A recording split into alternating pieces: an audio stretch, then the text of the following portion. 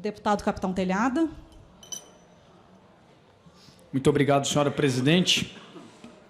Excelente tarde a todos os deputados presentes na comissão, a todos que nos acompanham na galeria, pela TV Alesp, pelos canais. Ao doutor Geber, muito obrigado pela pronta resposta, pela presença. Ao doutor Saltari, doutora Patrícia, muito obrigado pela presença. É muito importante nós termos esse canal aberto, essa comunicação. Parabéns à presidente da comissão por estar encabeçando essa justa discussão, muito atual e muito importante para a nossa sociedade, principalmente dentro da comissão nossa, recém-criada na Assembleia Legislativa, e que tem trazido já temas que têm protagonizado os noticiários, as últimas notícias, não só em São Paulo, mas em Brasília. Então, nós estamos à frente desse debate, igualmente aqui com a presença do nosso deputado, Rafa Zimbaldi, na área de saúde. Muito obrigado pela presença brilhantando. Eu tenho uma pergunta a começar aqui pelo doutor Geber. Pelo que eu entendi também, a Unimed Brasil, o senhor citou que é uma reguladora, correto? Com 340 cooperativas. Cooperativas. Correto? Isso. Essa informação? Ok. Dentro desse sistema Unimed, a Unimed Brasil, ela tem uma política geral para todas as suas cooperativas em relação a esses cancelamentos que nós estamos citando da Unimed, o Nacional? Existe uma orientação geral sobre quais critérios devem ser adotados pelas suas cooperativas para esses cancelamentos? Deputado, obrigado pela oportunidade de esclarecimento. Em verdade, a Unimed do Brasil cria manuais de orientação, como eu digo, sempre estritamente seguindo o marco regulatório e marco legal. Pelo marco legal, Lei 5764, Lei do Cooperativismo Federal, não tem o poder de intervenção, mas de recomendação e orientação. E dentro desta orientação, desse encaminhamento de como as Unimedes devem proceder nas suas rescisões, cada uma delas responde pelo ato que faz, mas a orientação da Brasil, sempre seguindo as orientações técnicas da forma estritamente legal. Isso não permeia o sistema Unimed a possibilidade, por exemplo, de uma rescisão ou do estímulo a uma rescisão que seja persecutória, que seja discriminada. Então, há possibilidade legal e regulatória de eu fazer uma rescisão de um contrato pessoa jurídica? Existem uma série de usuários dentro desse contrato. Como diz o doutor Alexandre, essa é a última instância, essa última alternativa para uma operadora. A operadora tem a intenção de ter o maior número de usuários possíveis, de clientes dentro da sua carteira. Então, quando uma carteira, eventualmente, até por exigência regulatória hoje da Agência Nacional, e que acabou sendo consolidado no julgado de novembro agora do Supremo Tribunal Federal pela constitucionalidade, as operadoras são obrigadas a manter o binômio de qualidade e sustentabilidade. Então, quando um determinado produto coloca em risco a continuidade do interesse coletivo, numa operadora que tem 100 mil usuários, às vezes numa carteira pequena, com 20, 30, 50, 100 usuários, com uma sinistralidade extremamente elevada, pode levar essa cooperativa a um desequilíbrio que não é salutar, não é desejado. Então, todo o processo que é regulamentado pela agência e por leis federais determinam todo o passo a passo de negociação com a empresa, de comunicação prévia, de tentativa de recomposição desse equilíbrio. Todo esse caminho é rigorosamente seguido pelas operadoras. E daí pode vir uma pergunta, então vocês só querem contratos superavitários que deem lucro e resultado? Não. A carteira de toda operadora de plano de saúde é composta de contratos que têm um déficit, muitas vezes regionais, setoriais, por determinados períodos, e outras carteiras adequadas. É através da recomposição de preço, do reajuste, da negociação, que a gente mantém essa sanidade, Se assim fosse, deputado, veja, ainda que o sistema tenha dado um resultado positivo pela não utilização lá em 2020, e eu estou falando do setor como um todo, todos os investimentos que são feitos para a necessidade de construção de hospital, de construção de centros de terapia, de construção de equipamentos, Hoje nós temos medicamentos que custam 6, 7 milhões de reais e, uma vez indicados adequadamente, são devidamente cobertos e entregues ao paciente. Isso exige uma quantidade de recurso que a operadora fique sã.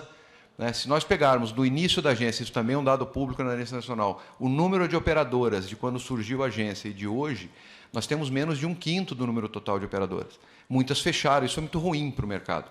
Então, assim, a orientação da Unimed do Brasil é sempre pela legalidade, sempre pelo ato regulatório.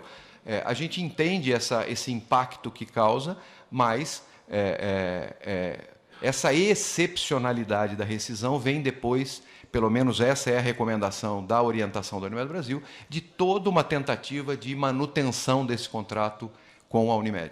Compreendi. Existe a orientação, a diretriz, porém não a exigência por parte da Unimed Brasil.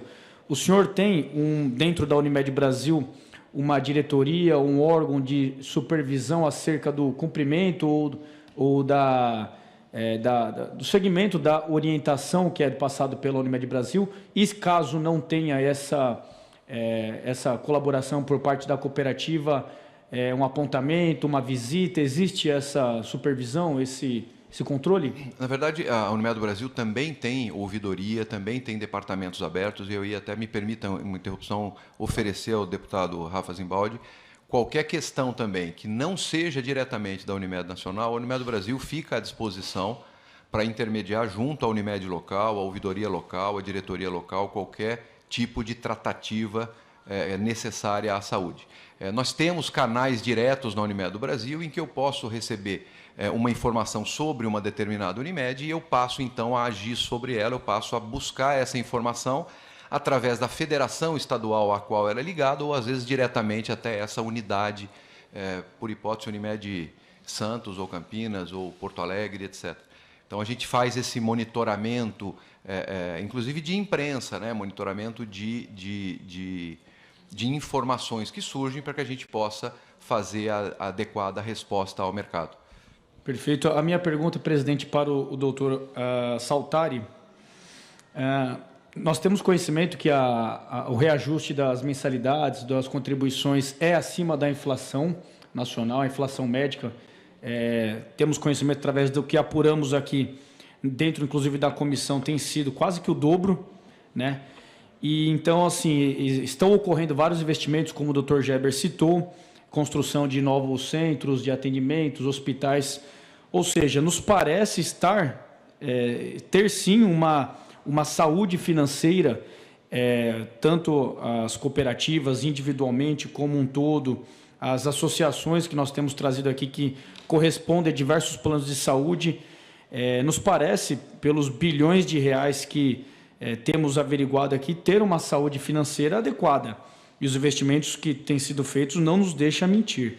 Eu gostaria de fazer a seguinte pergunta para o doutor Saltari, em relação a, justamente, diante de uma saúde que nós percebemos na questão dos planos de saúde, qual que é a circunstância que a Unimed Nacional, no caso, entende quando nós falamos da regulação de mandar um segurado para fazer o seu tratamento num município distinto da onde ele reside, ou então até em outros estados, que nós aqui, deputados, como representantes do povo, nós fomos votados, as pessoas nos procuram e nos cobram com as suas reivindicações, porque elas estão sentindo isso na pele, no dia a dia, tem acontecido isso dentro do seio das famílias.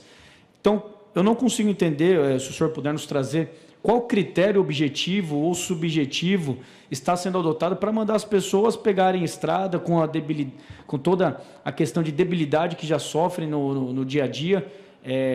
Isso, quais circunstâncias que a Unimed Nacional hoje segue para justamente direcionar esses tratamentos, não só na questão do TEA, mas a questão de doenças que exigem um tratamento mais penoso. Por gentileza.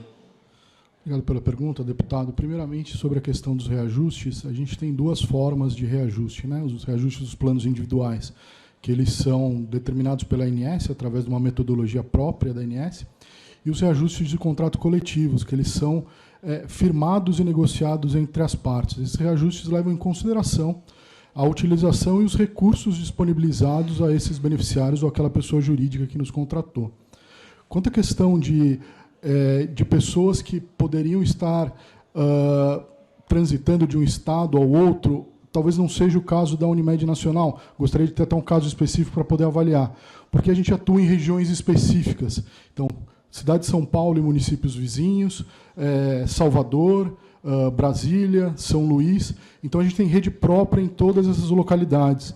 Então, pela Unimed Nacional, eu desconheço assuntos que a gente tenha mandado algum beneficiário para outro estado. Se o senhor tiver o dado, fico à disposição para verificar. Eu posso passar para o senhor, que é do Theo Azevedo, que é de Taboão da Serra, que mandaram ele fazer o tratamento de câncer na Bahia. É da Unimed Nacional. A gente recebeu a denúncia aqui.